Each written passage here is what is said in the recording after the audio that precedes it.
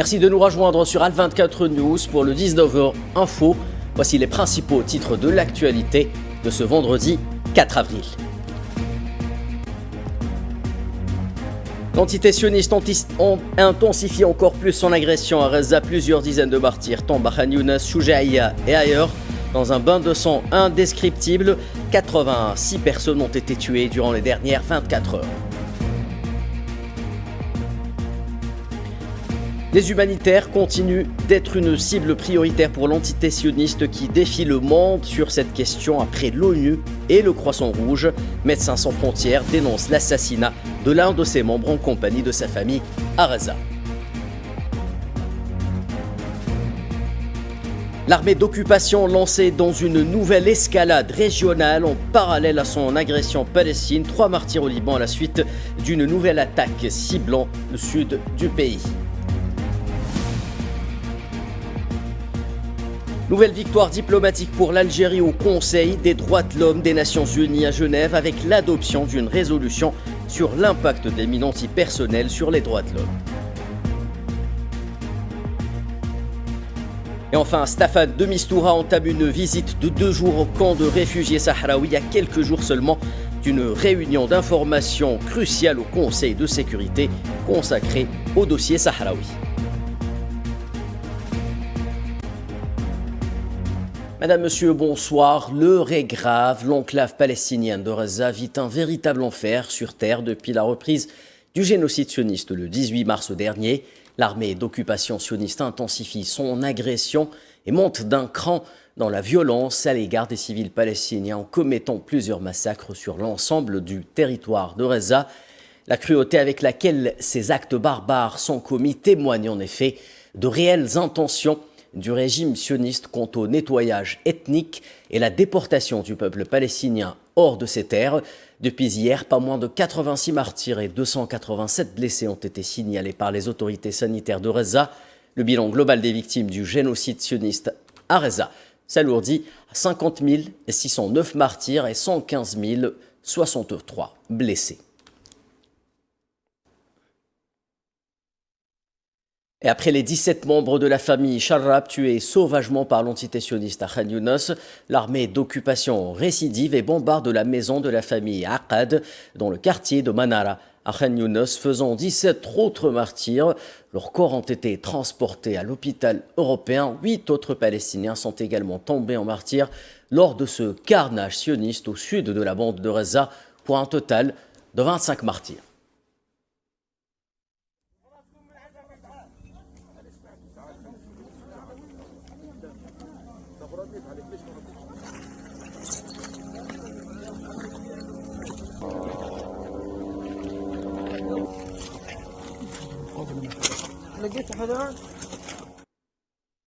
Et plus aucun répit n'est accordé à la population gazaoui à Khan Younes où un second bombardement visant plusieurs localités de la ville, à l'image de Khouza'a, a fait plusieurs martyrs dont 3 enfants pris pour cible alors qu'ils transportaient de l'eau sur des vélos.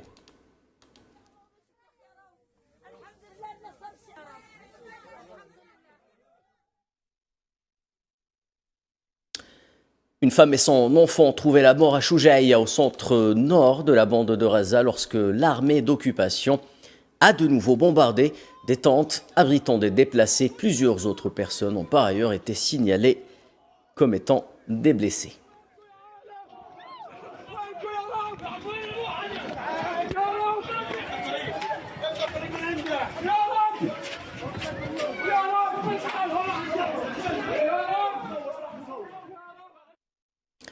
Et après le sud de la bande de Gaza, l'armée d'occupation sioniste intensifie ses opérations d'agression militaire terrestre au nord de l'enclave, en ciblant des zones densément peuplées comme Shoujaïa. Selon des sources locales, plusieurs incursions y ont eu lieu.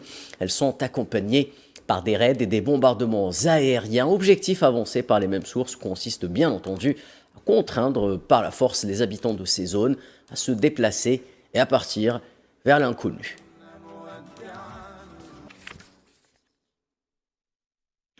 Et au moins 2 martyrs sont tombés sous les balles de l'armée sioniste en Cisjordanie occupée, à Jenin et Beit Lahm. Il s'agit respectivement de Houssine Jamil Hardan, 42 ans, de Youssef Bakr Zaoul, 17 ans.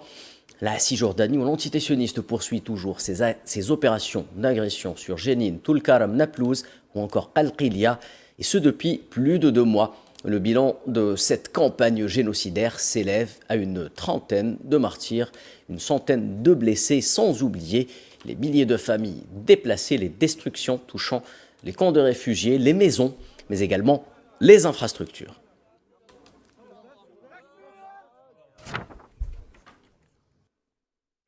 Et lors d'une réunion d'urgence au Conseil de sécurité des Nations Unies, l'Algérie a une nouvelle fois fustigé l'attitude de l'entité sioniste suite à la reprise du génocide à Reza et exigé l'arrêt de l'agression dans l'enclave palestinienne tout en dénonçant l'escalade en Cisjordanie. Depuis New York, l'Algérie hausse une nouvelle fois le ton. Ce qui se passe à Reza est une horreur absolue.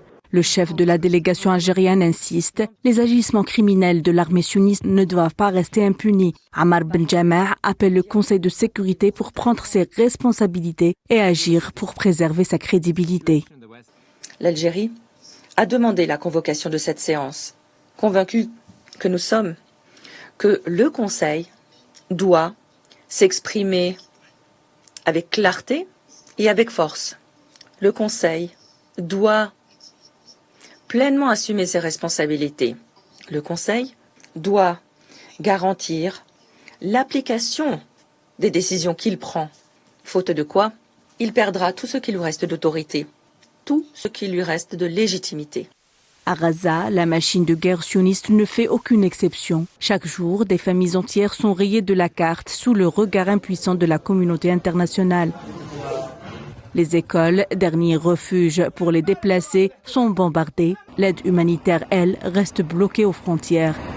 Face à cette tragédie, l'Algérie interpelle le Conseil de sécurité de l'ONU et exige des actions immédiates. La mort des Gazaouis est devenue la norme. C'est un génocide dont nous parlons. Et comme chacun et chacune d'entre nous ici, on constate une passivité. Les frappes aériennes menées par Israël ont pris pour cible une école. Une école qui abritait des déplacés. La clinique de l'UNRWA à Jabalia a été bombardée par les forces israéliennes. Après ce massacre, la recherche des dépouilles a été déchirante. Depuis plus d'1 mois maintenant, les forces israéliennes empêchent littéralement l'acheminement de toute aide humanitaire à Gaza. La Cisjordanie occupée n'est pas en reste. Le bourreau sioniste poursuit sa politique de colonisation et d'agression. Arrestations arbitraires, déplacements forcés et assassinats. Chaque jour, les chiffres des victimes s'alourdissent. Alors que nous nous concentrons sur les souffrances à Gaza, nous ne devons pas oublier les atrocités commises en Cisjordanie. Là-bas aussi, la machine de guerre israélienne n'épargne aucun morceau du territoire de la Cisjordanie. Sa brutalité est partout. Les destructions, la dépossession, les arrestations, les déplacements forcés sont frappants, sans oublier les assassinats. Ces chiffres ne cessent de croître, jour après jour. L'Algérie, fidèle à son engagement pour l'État de Palestine, appelle à briser cette spirale infernale. Tant que l'inaction dominera, les crimes sionistes abominables ne cesseront pas à Gaza. Le haut-commissaire des Nations Unies aux droits de l'homme s'est dit inquiet des crimes de guerre commis par l'entité sioniste à Gaza. Lors de la réunion d'urgence consacrée hier à la situation dans la bande de Gaza, Volker Turk s'est dit consterné par les récents meurtres de 15 membres du personnel médical et humanitaire.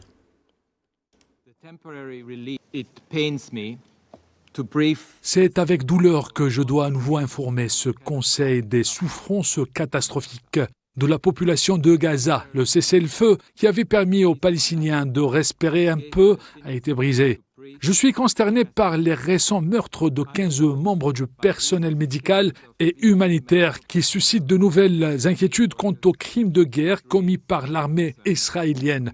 Une enquête indépendante, rapide et approfondie doit être menée sur ces meurtres. Et les responsables de toute violation du droit international doivent rendre des comptes. Et Turk a par ailleurs rejeté toute solution qualifiée de militaire à Gaza, rappelant que la seule voie à suivre est bien politique. Les 18 derniers mois de violence ont clairement démontré qu'il n'existe pas de solution militaire à cette crise. La seule voie à suivre est un règlement politique fondé sur 2 États vivant côte à côte dans l'égalité de dignité et de droit, conformément aux résolutions des Nations Unies et au droit international. Et malgré l'onde de choc et l'indignation internationale, l'entité sioniste continue de cibler les travailleurs humanitaires à Gaza. L'ONG Médecins sans frontières a dénoncé aujourd'hui le meurtre de Hussam el-Loulou, tué lors d'une frappe aérienne israélienne le matin du 1er avril au sud-ouest de Deir el-Balah à Gaza. Sa femme et sa fille de 28 ans qui se trouvaient avec lui ont également été tuées lors de cette attaque.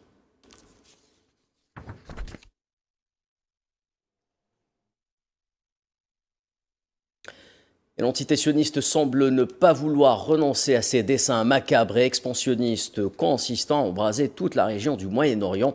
Le sud du Liban a de nouveau été pris pour cible par l'armée d'occupation, a en effet opéré un raid contre la ville de Saïda, tuant au moins 3 personnes tombées en martyrs dans cette agression synonyme de nouvelles violations flagrantes et manifestes du cessez-le-feu en vigueur au Liban.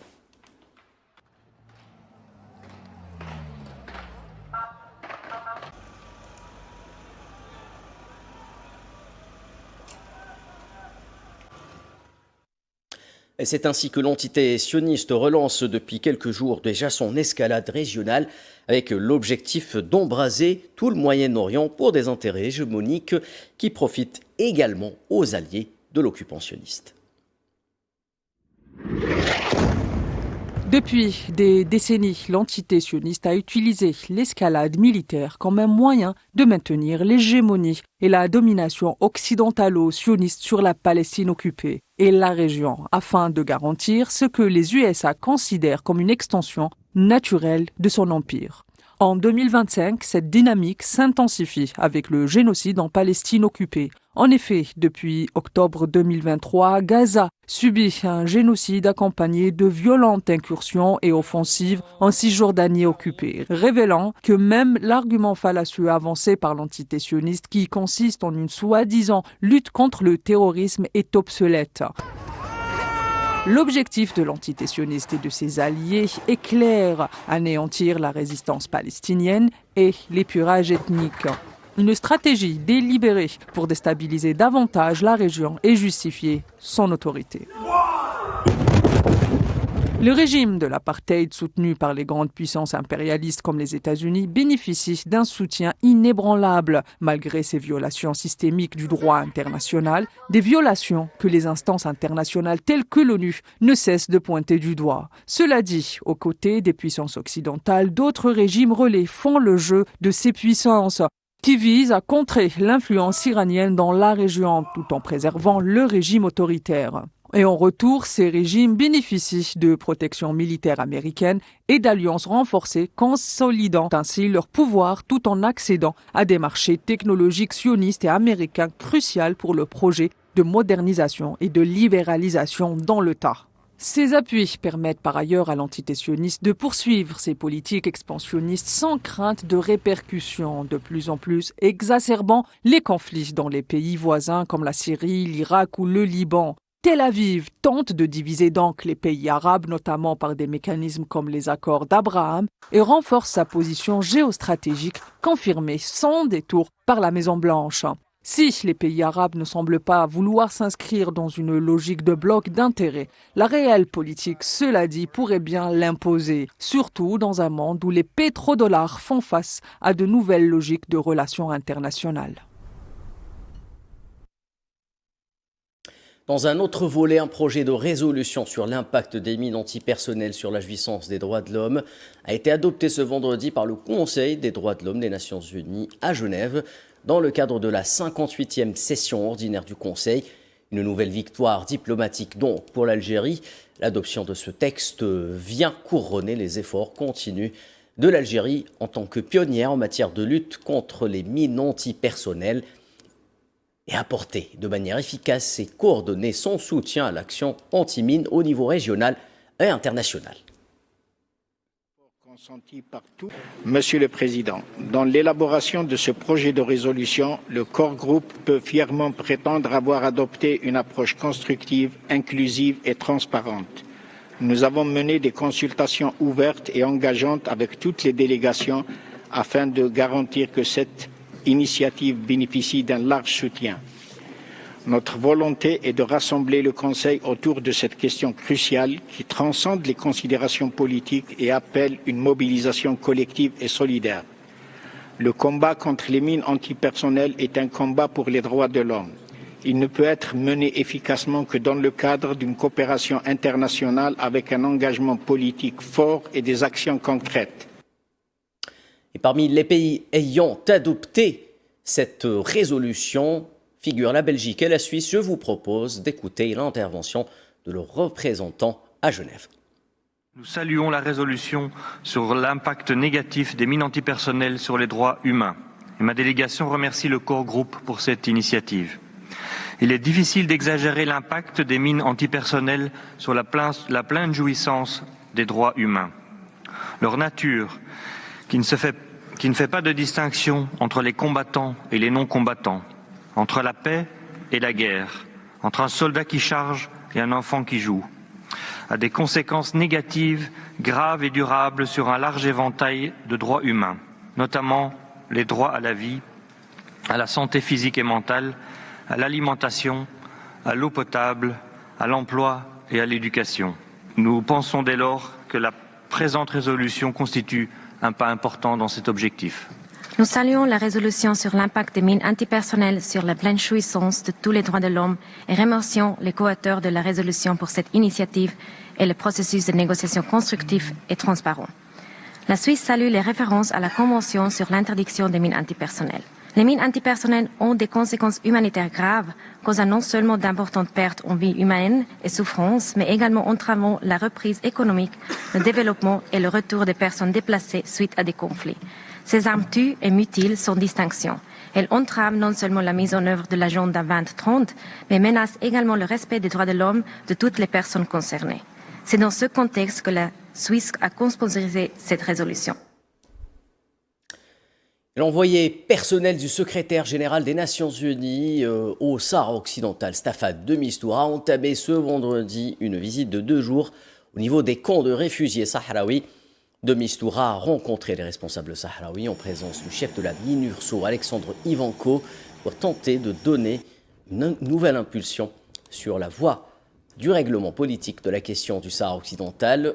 La visite de l'émissaire onusien en prévision de la séance d'information à huis clos au Conseil de sécurité prévue le 14 du mois en cours à propos des derniers développements dans ce territoire non autonome sous occupation marocaine.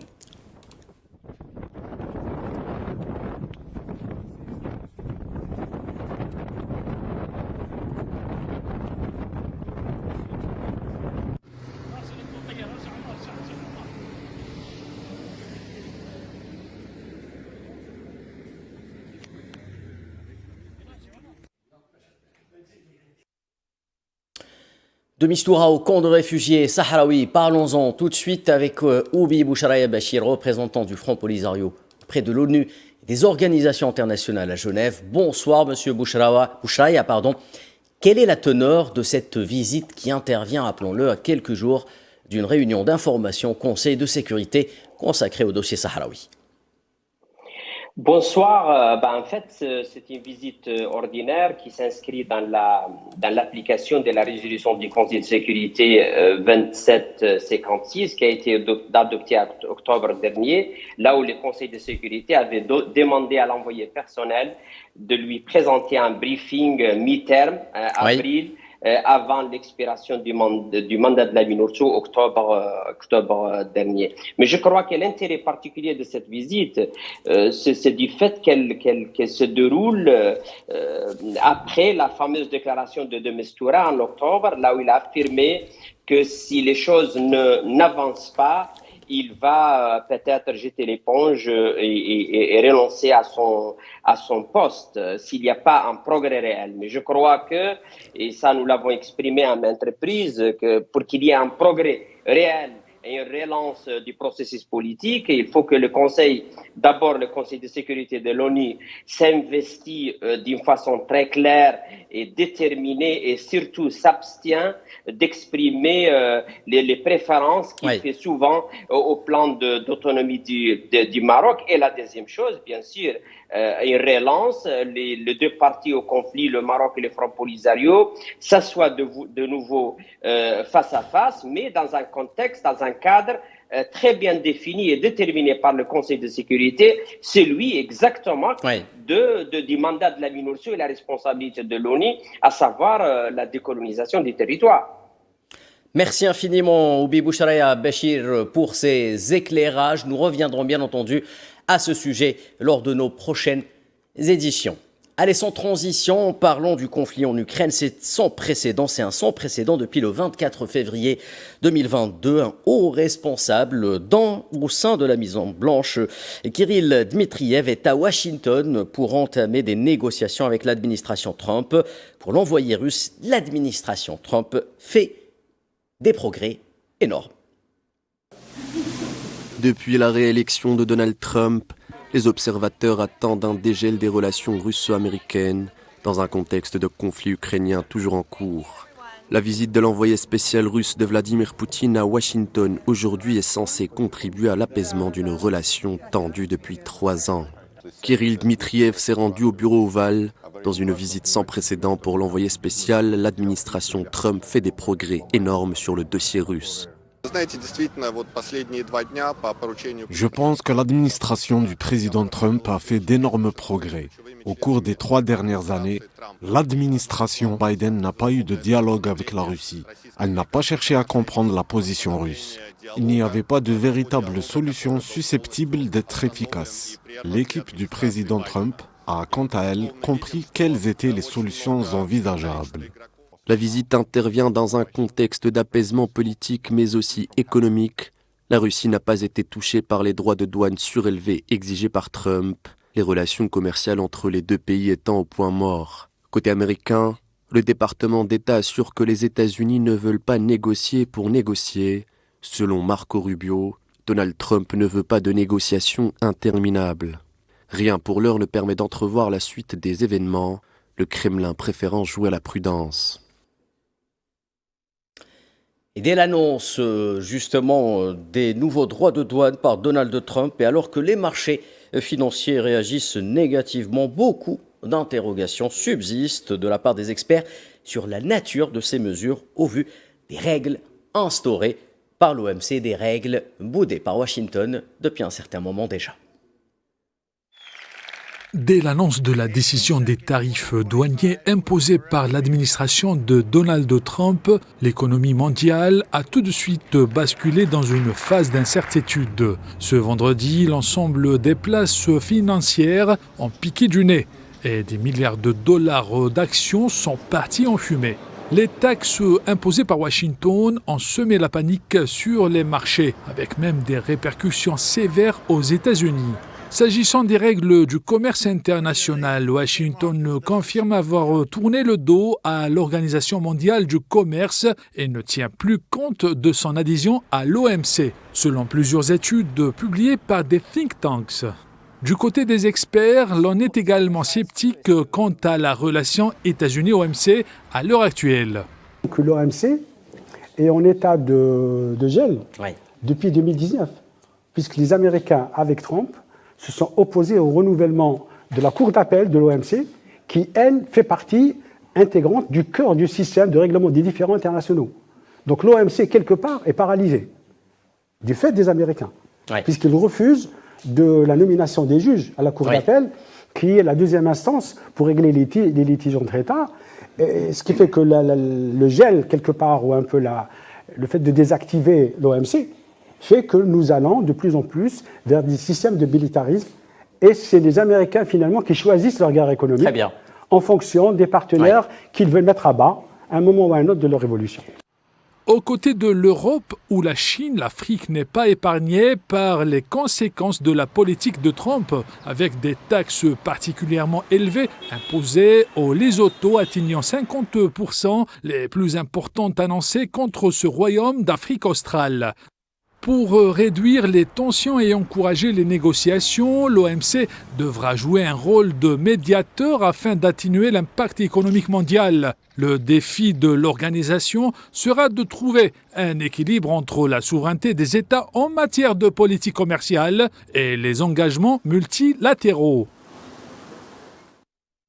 Et c'est la fin de ce journal. Tout de suite, l'échiquier international présenté par Leïla Guertal.